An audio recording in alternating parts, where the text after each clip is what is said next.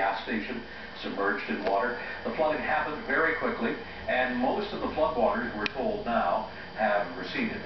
The town manager of St Stephen NB, John Ferguson, is joining us tonight. John, how do you assess the situation there in the town tonight after 24 hours to deal with this?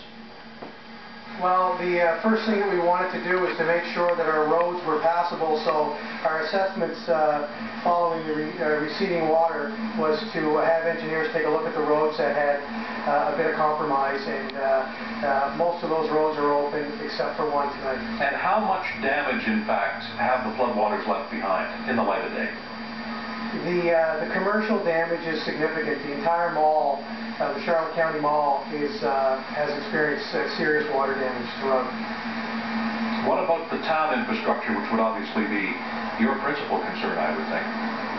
Well, that's right. Our Milltown Boulevard at the intersection of Queensway had a compromised road about 1/3 of the way across, and the water last night was rushing over that for several hours in mass quantities, and we were concerned about that road's integrity. It turns out that it's okay today, but we think that we're going to have to upgrade our infrastructure to deal with water like this in the future. John, give us some sense of just how quickly this happened. The rain started at around 11 o'clock yesterday morning, at times heavy. We decided to take a drive about the community to see what it was doing. At around 1:30, 2 o'clock, we could see that the water was rising quite heavy in the King Street area by the mall. We left that site, went and checked another part of town. At around 3:30, we got together, formed a small committee by the town to deal with how much rain had fallen and how much the water started to rise. We went back to the Charlotte Mall area, found out the water had risen by about 5 feet within a half an hour. Wow. We became very concerned after that, and not long after that, we initiated our local emergency response. Ever seen anything like this before?